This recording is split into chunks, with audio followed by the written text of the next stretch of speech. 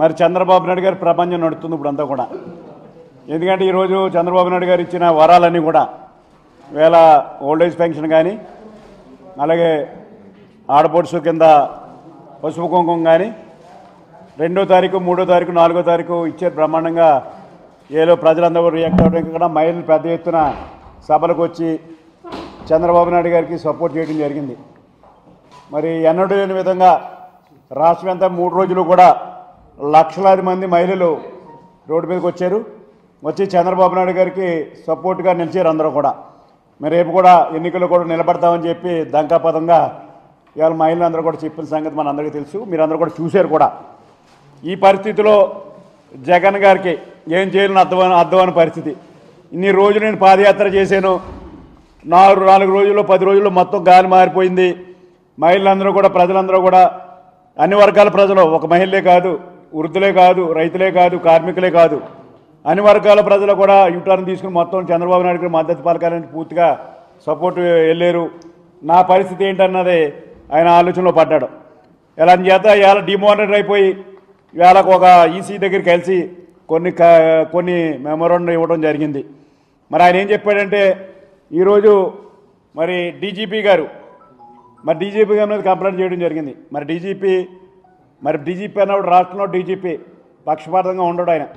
ఆయన వచ్చిన కాడి నుంచి కూడా ఈ రాష్ట్రంలో నాన్ ఆర్డర్ కంట్రోల్ చేయడంలో కానీ, ప్రమోషన్లు ఇవ్వడంలో కానీ, కింద స్థాయి పోలీసులు కానీ ఇటు పై స్థాయి వరకు కూడా చాలా కార్యక్రమాలు సెటిల్ చేయడమే కాకుండా వీళ్ళు నాన్ ఆర్డర్ కంట్రోల్ చేయడానికి చాలా చర్యలు తీసుకున్నాడు. ఇలాంటి వ్యక్తి నాకు వద్దని చెప్పాడు, మార్చమని చెప్పాడు. 2 వేళ ఆయన రాష్ట్ర పోలీసుల మీద నమ్మకం లేదని చెప్తాడు ఆయన. అందుకే ఆయన కోడికత్తి, వైజాగ్లో జరిగిన కోడికత్తి డ్రామాలో ఆయన హైదరాబాద్ వెళ్ళి కంప్లైంట్ ఇవ్వడం జరిగింది. మరి ఈవేళ ఒకే వర్గానికి మరి పోస్టింగ్స్ ఇస్తున్నారని చెప్పాడు. ఇప్పుడు రాష్ట్రంలో లా అండ్ ఆర్డర్లో పోస్టింగ్స్ అంటే రైట్ మ్యాన్ రైట్ పొజిషన్లో చంద్రబాబు నాయుడు గారు ఇవ్వడం జరుగుతుంది. రైట్ మ్యాన్ రైట్ పొజిషన్లో పెడుతున్నాం.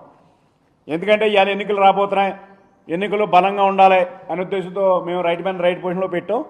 ఆయన చెప్పేదంతా వాస్తవం కాదు. 3 ఓటర్లన్నీ కూడా తారుమారు చేశారన్నాడు. ఎక్కడ కూడా మీరు కూడా చూస్తున్నారు, ఎక్కడ కూడా అందులో ఎవడో కూడా కల చేసుకోలేదు. ఎందుకంటే ప్రజలందరూ 180 మంది మా పక్కన ఉన్నప్పుడు ఓటర్ లిస్ట్ ముట్టుకోవాల్సిన పరిస్థితి ఎవరికీ లేదు, ప్రభుత్వానికి లేదు. పారదర్శకంగా ఓటర్ లిస్టు అన్నీ కూడా కలెక్టర్ ఆధ్వర్యంలో ఓటర్ లిస్టులు కరెక్ట్గా జరిగినాయి, అందులో వాస్తవం కాదు.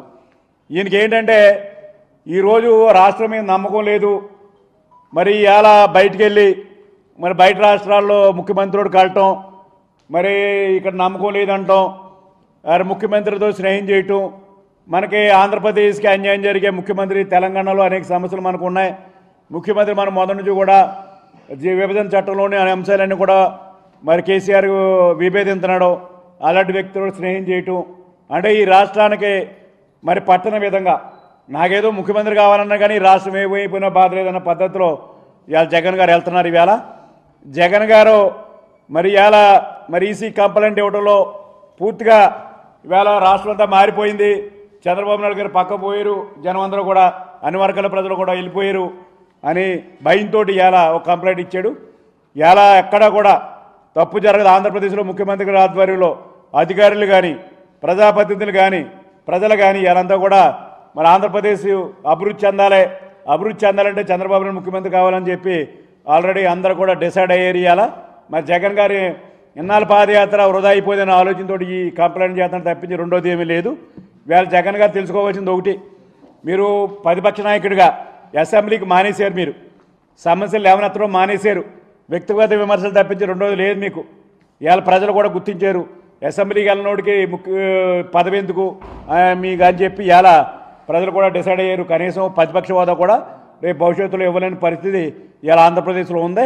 మరి ఇలాంటి ప్రచారాలు చేసి ఏదో ప్రజల్లో మార్పు తీసుకురావాలి, ప్రజలకు తప్పుడు ప్రచారం చేయాలని చెప్పి ఆయన మొదటి నుంచి కూడా అదే ప్రచారంలో ఉన్నాడు. ఎందుకంటే రాజధాని నిర్మాణం జరుగుతుంది, అందులో ఒక పైసా కూడా భూమి కోసం పెట్టుబడి పెట్టలేదు, ఒక పైసా కూడా కట్టలేదు.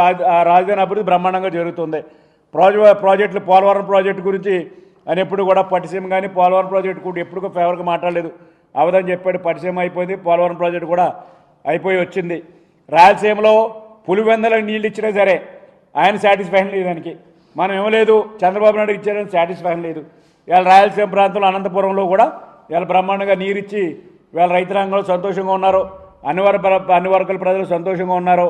ఈ పరిస్థితిలో మరి జగన్ గారు మరి ఏదో చెయ్యాలి అని చెప్పి ఉద్దేశంతో ఈరోజు ఎన్నికల కమిషన్కి వెళ్ళారు.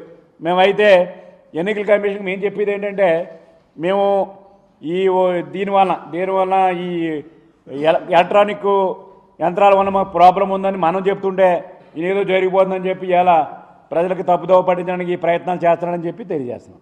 If you like the video, please like us and subscribe Tollywood Nagar.